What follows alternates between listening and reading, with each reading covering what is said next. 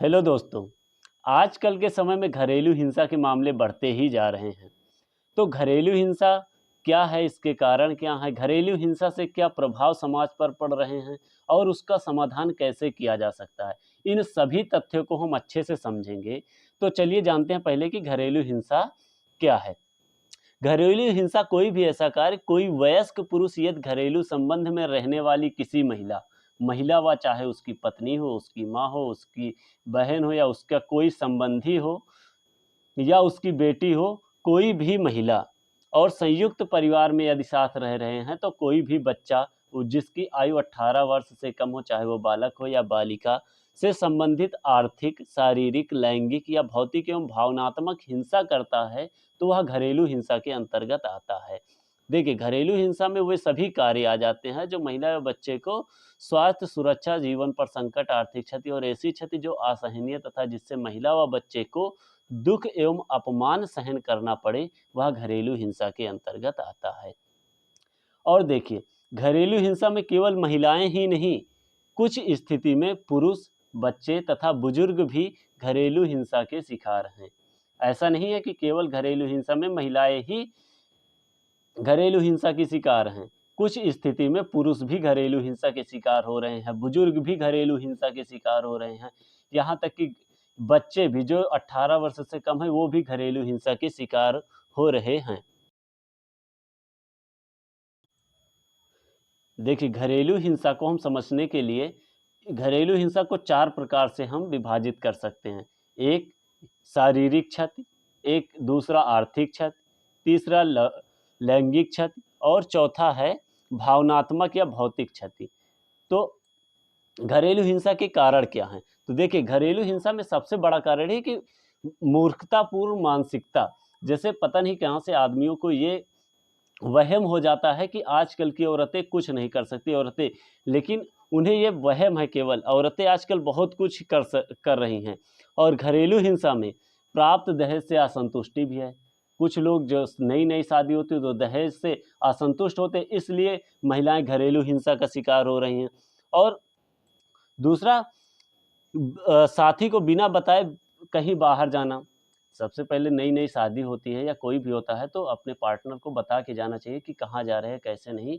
सबको आपस में सलाह करके ही काम करना चाहिए। इससे क्या है कि घरेलू हिंसा के मामले कम होते हैं। अगर आप बिना बताए कहीं पर चले जाते हो, उससे तो जाहिर सी बात है कि सामने वाले को, चाहे वो पति हो या पत्नी, दूसरे को, अगले को खुन्नस हो जाती है। जैसे अ, विवाहेतर संबंध हो जाते हैं। जैसे विवाह के बाद भी कुछ आदमी हो या औरत विवाह के बाद भी अपने बॉयफ्रेंड गर्लफ्रेंड रखती है, तो उससे भी आदमी को क्या होता है कि उससे घरेलू हिंसा के मामले काफ़ी बढ़ रहे हैं। और आजकल अधिकतर मामले ऐसे और दहेज से, 2 तरह से ज़्यादा घरेलू हिंसा के मामले बढ़ रहे हैं।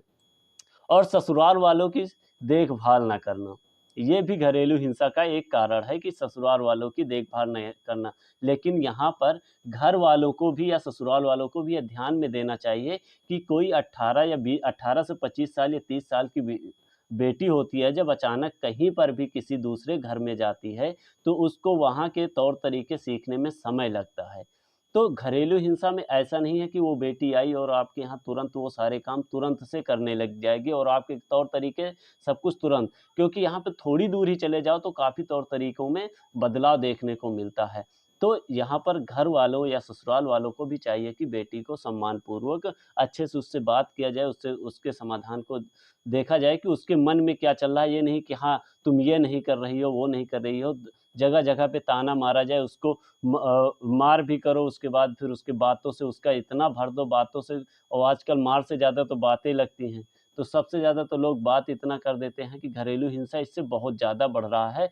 और देखा भी जाता है कि शादी के बाद ही अधिकतर घरेलू हिंसा के मामले औरतों के लिए आते हैं। और दूसरा कारण पति के लिए भी है। पति जब पत्नियों का निर्देश का पालन नहीं करते हैं तो वो घरेलू हिंसा के शिकार होते हैं।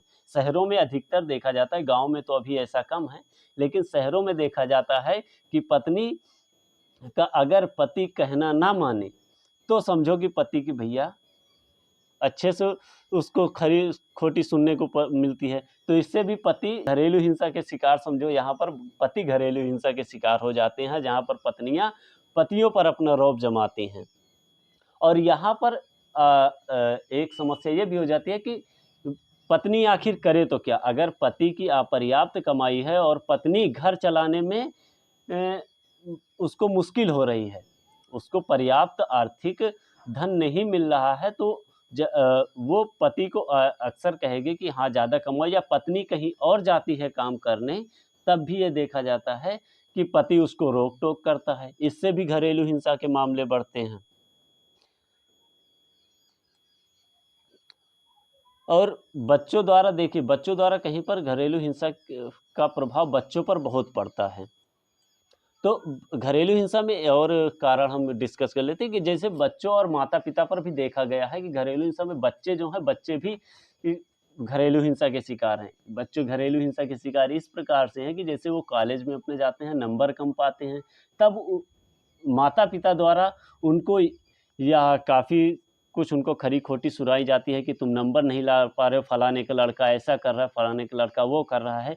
तो इससे भी जो बच्चे होते हैं उन पे मानसिकता तनाव आता है और वो काफ़ी कुछ गलत से उल्टा-सीधा भी कर सकते हैं। तो इससे सभी को समझ कर चलना चाहिए, माता-पिता को भी समझ के चलना चाहिए कि बच्चों को उस तरह से ना वो करें।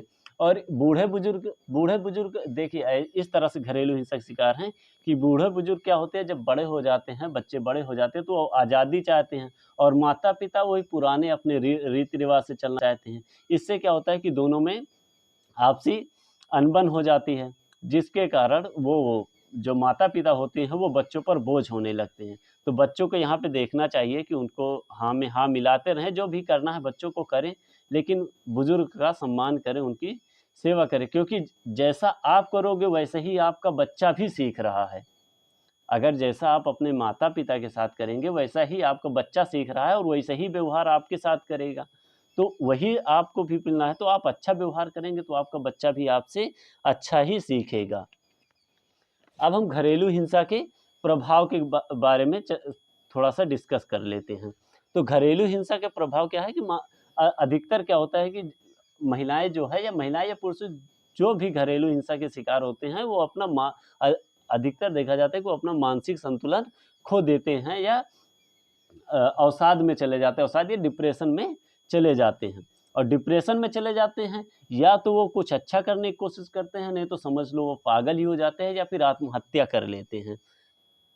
तो घरेलू हिंसा के प्रभाव में ये देखा जाता है, यह सबसे खतरनाक और दुखद स्थिति है कि जिन लोगों पर इतना ज़्यादा विश्वास करते हैं लोग, वही अगर उनके साथ गलत व्यवहार करेंगे, तो उनको जो रिश्ते होते हैं, रिश्तों में मिठास होती है, उससे उनका विश्वास टूट जाता है और व्यक्ति रिश्तों पर विश्वास किए बिना वो अपना अकेलापन महसूस करने लगता है, और ऐसे कहा जाए तो उसको फिर समझ लो कि कुछ नहीं करना, कि बस अब सोचता है कि बस अब सीधा आत्महत्या कर ले। तो इससे क्या होता है कि सँभल कर चलना चाहिए, ये किसी को भी यह नहीं देखना चाहिए कि वो कम है या कैसे नहीं है। हाँ, अगर ये देखा जाता है इसमें प्रभाव क्या हो रहा है कि अधिकतर इसमें जो घरेलू हिंसा के मामले हैं, लगता है कि पति शराब पिया है, ये टेंशन में है, ऐसा कुछ नहीं। ये सब कुछ जानबूझकर किया जाता है। ऐसा नहीं है कि वो हाँ, सब कुछ ऐसा कर रहा है। अगर ऐसा होता तो वो इतना बड़ा हो गया, कम से कम उसको इतना समझ तो होना चाहिए कि हाँ, घर की औरतों के साथ या बच्चों के साथ या कैसा सम्मान किया जाए, कैसे उससे बात किया जाए, कि किस स्थिति में वो पल रही, कम से कम ये तो वो जानता हूँ। और घरेलू हिंसा का प्रभाव बच्चों पर भी बहुत अच्छे से पड़ता है, बहुत असर पड़ता है। वो जो सीटी स्कैन होता है, सीटी स्कैन से पता चला है कि जिन बच्चों ने घरेलू हिंसा में अपना जीवन बिताया है, उनके मस्तिष्क का कार्पस कालोसम और हिप्पोकैम्पस नामक भाग सिकुड़ जाता है, जिससे उनकी सीखने और संज्ञात्मक क्षमता और भावनात्मक विनिमय की शक्ति प्रभावित हो जाती है, जिससे वे बच्चे कुछ सीखने में कुछ चिड़चिड़ेपन के बच्चे हो जाते हैं, और वो अपना गुस्सा जानवरों पर या किसी बच्चों से लड़ के अपना गुस्सा को शांत करते हैं, क्योंकि घर में हमेशा जब भी घर में होते हैं, माता पिता लड़ते हमेशा पाए जाते हैं। इससे बच्चों के मानसिकता पर काफ़ी बहुत अधिक प्रभाव पड़ता है। बालक अपने पिता से गुस्सैल हमेशा बालक अपने पिता से गुस्सैल व आक्रामक व्यवहार सीखते हैं। इसका असर ऐसे बच्चों का अन्य कमजोर बच्चों तथा जानवरों को पीट कर वो अपना गुस्सा निकाल लेते हैं, और यही बच्चे कॉलेज या स्कूल में बहुत अधिक उद्दंड बालक हो जाते हैं। बालिकाएं भी नकारात्मक व्यवहार सीखती हैं। बालिकाओं पर भी जब घरेलू हिंसा में माता पिता हमेशा लड़ते थे, तो बालिकाएं भी घर इससे नकारात्मक व्यवहार सीखती है, और वो प्रायः दब्बू, चुपचाप रहने वाली या परिस्थितियों से दूर भागने वाली बन जाती हैं। वो परिस्थितियों का सामना करने से डरती हैं, क्योंकि वो हमेशा अपने पिताजी को, माता को मारते हुए देखा है, या हमेशा उनको चिल्लाते हुए देखा है। इससे जो बेटियां हैं, उन पर उनकी मानसिकता नकारात्मक हो जाती है, और वो डरी-डरी सी लगने लगती हैं। वो अपनी जीवन आज़ादी के साथ नहीं जी पाती हैं, जिससे हमारी बहुत सारी बेटियां यहाँ अच्छे से अपना जीवन यापन करने में दूभर हो जाती है। इसी वजह से अभी ये देख लो कि ये हमेशा से, ये पुरानी पता नहीं कैसी की परंपराएं हुई हैं कि ये हमेशा औरत को ही दब्बू बन के रहना पड़ा है। लेकिन नहीं, अब ऐसा नहीं है। अब आप अपनी जीवन अपने हिसाब से जी सकती है, और आपको कोई भी परेशानी हो तो सरकार भी आपको पूरा सपोर्ट करेगी। आपको अब वैसे नहीं जी के दब्बू बन के नहीं जीना है, और प्रत्येक व्यक्ति के जीवन की गुणवत्ता पर प्रतिकूल प्रभाव पड़ता है। चाहे वो जैसा भी इंसान हो, चाहे जितना भी पढ़ा लिखा हो, चाहे जितना भी बुद्धिमान हो, अगर घर में हमेशा चिल्ल-पो मची रहेगी और आपस में लड़ाई झगड़े होते रहेंगे, तो उसकी मानसिकता जो है दिनों दिन कम होती जाती है, और वह हिंसा का शिकार हो जाता है। क्योंकि हमेशा चिल्ल-पो होती रहेगी तो उसका हमेशा है, क्योंकि गुस्सा आदमी कितनी देर तक शांत करेगा, वो हिंसा पर ही उतर आएगा, और महिलाएं सामाजिक जीवन की विभिन्न गतिविधियों में कम भाग लेती हैं। बच्चे बहुत डरे-डरे लगते हैं। इससे आपको ये होता है कि बच्चे, सबसे ज़्यादा घरेलू हिंसा में बच्चे और महिलाओं पर प्रभाव पड़ता है। चलो, महिलाएँ तो अभी उम्र की हो चुकी है, वो किसी तरह झेल लेंगी, लेकिन बच्चे जिनको अभी अपना भविष्य पूरा करना है, वो आगे के समाज के वाहक हैं, उनके लिए ये समाज के लिए काफ़ी खतरनाक है। तो घरेलू हिंसा का निदान सबसे ज़्यादा आवश्यक है। देखिए, घरेलू हिंसा का समाधान के लिए आप सबसे पहले, अगर आप कभी भी लड़ाई होती है, आपके बस की नहीं है, तो आप अपने किसी वरिष्ठ सज्जन के साथ या वरिष्ठ पुरुष के साथ आप किसी समाज में बुला के उनको अपनी सारी परेशानी बताएँ। अगर उनसे हल नहीं होता, तो आप, जैसे ही पति आपको पीटता है या मारता है या कुछ भी ऐसी खरी-खोटी सुनाता है जिससे आपके आत्मसम्मान को ठेस पहुँचती है, आप सीधे 100 नंबर डायल करें, या 181 पर कॉल करके आप अपनी शिकायत दर्ज करें, या फिर आप 1090 पर भी कॉल करके, महिला हेल्पलाइन नंबर पर कॉल करके भी आप अपने शिकायत दर्ज कर सकते हैं। तो देखिए, घरेलू हिंसा में आप समाधान में आप कॉल के माध्यम से शिकायत दर्ज करना। आप 100 नंबर पर कॉल करके सीनियर पुलिस अधिकारी से बात करके अपनी शिकायत दर्ज करवा सकती हैं, या फिर आप 1090 या 181 पर कॉल करके नारी national repository of information for women पर अपनी याचिका दर्ज करवा सकती हैं। अगर आप कभी भी घरेलू हिंसा की शिकार होती हैं, या आपका पति, आपके घर का कोई भी महिला, पुरुष या सज्जन, कोई भी पुरुष आपको या कोई भी आपको परिवार का कोई भी सदस्य आपको परेशान करता है, आपके आत्मसम्मान को ठेस पहुँचाता है, आपको मारता है, बेवजह आपको परेशान करता है, तो आप 100 नंबर पर या 1090 पर आप, या 181 पर कॉल करके आप अपनी शिकायत दर्ज करवा सकते हैं।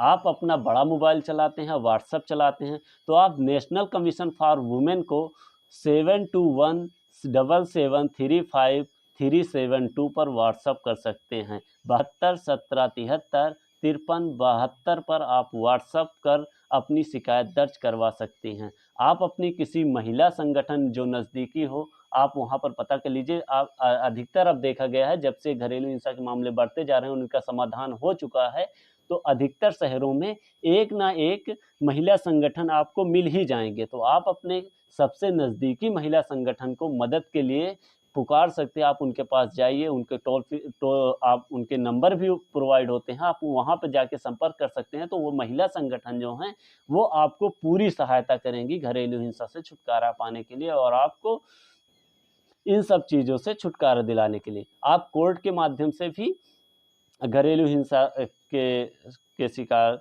से बच सकते हैं। तो अब घरेलू हिंसा का अधिनियम जो है, घरेलू हिंसा अधिनियम के अंतर्गत आप पारिवारिक न्यायालय या जिला न्यायालय के समक्ष शिकायत डायरेक्ट जाकर करवा सकते हैं। डायरेक्ट अगर आपको पुलिस नहीं सुन रही है या आपको कहीं से समाधान नहीं मिला, डायरेक्ट आप कोर्ट जा सकते हैं। और जैसे मैं बच्चों के लिए बता दूं, अगर ये वीडियो बच्चे देख रहे हो, अगर आपके माताजी को आपके पिताजी बेवजह मारते हो, बेवजह परेशान करते हो, तो आप सीधा 1090 पर कॉल करिए और उनसे कहिए कि मेरी मम्मी को पापा से बचाओ। वो खुद ही शिकायत दर्ज करेंगे, आपका नाम पता सब कुछ पूछेंगे और आपको के घर पर कोई ना कोई आपकी जांच के लिए ज़रूर आएगा। और देखिए, और इसी के लिए घरेलू हिंसा का समाधान ये है कि आईपीसी की धारा, इंडियन पिनल कोड, भारतीय दंड संहिता की धारा 498 ए के तहत दहेज, प्रताड़ना या क्रूरता करने पर पति या ससुराल वालों के खिलाफ पीड़ित महिला मामला दर्ज करा सकती है। और देखिए, यह एक गैर जमानती अपराध है जिसमें 3 साल की सजा या जुर्माना दोनों से सजा का प्रावधान किया जा सकता है। और देखिए, यदि पति घरेलू हिंसा से परेशान है या पति पत्नी के द्वारा सताया हुआ है या पति पत्नी के द्वारा सताया हुआ है या पत्नी पति के द्वारा सताया हुआ है, तो हिंदू विवाह अधिनियम की धारा 13 के अनुसार वह तलाक के लिए कोर्ट में अर्जी दाखिल कर सकता है।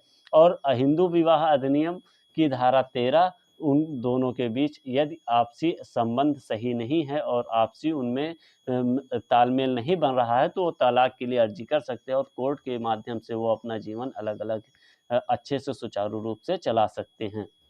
और देखिए, घरेलू हिंसा में हम सामूहिक कदम उठा सकते हैं, क्योंकि यह किसी एक की इंडिविजुअल समस्या नहीं है। अभी लगता है कि ये तो उनकी समस्या है, वो जाने, पारिवारिक समस्या नहीं है, पारिवारिक समस्या नहीं है, यह एक सामाजिक समस्या है। क्योंकि अगर किसी परिवार में या समाज में जब कोई लोग रहते हैं, क्योंकि देखिए, परिवार के लोग ही तो समाज का निर्माण करते हैं। हालांकि हाँ, परिवार अलग अलग हैं, समाज एक इकाई है, समाज की एक इकाई है परिवार, लेकिन परिवार के सभी सदस्य तो समाज का निर्माण करते हैं। यदि परिवार का एक सदस्य क्रूरता का शिकार होगा, घरेलू हिंसा का शिकार होगा, तो वो समाज का भी तो हिस्सा है, समाज में वैसे ही तो व्यवहार फैलेगा।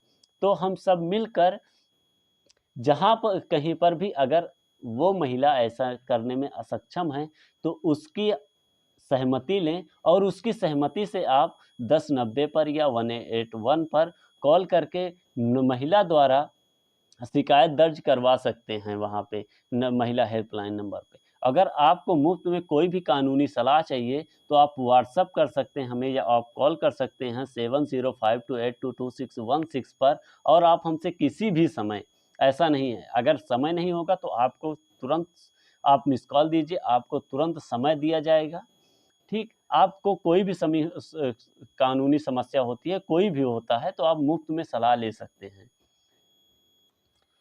मैं रामपूजन आप सभी का धन्यवाद देता हूँ वीडियो को अच्छे से देखने के लिए। यदि वीडियो अच्छा लगा हो तो आप वीडियो को लाइक कर दीजिए, अपने दोस्तों के साथ, अपने फैमिली के साथ, अपने जो यार दोस्त हों, अपने जो नज़दीकी हों, उनके साथ शेयर करिए। चैनल को, अगर आपको ऐसे ही वीडियो पाना चाहते हो और कानून की मुफ्त में सलाह चाहते हो, तो चैनल को सब्सक्राइब कर लीजिए।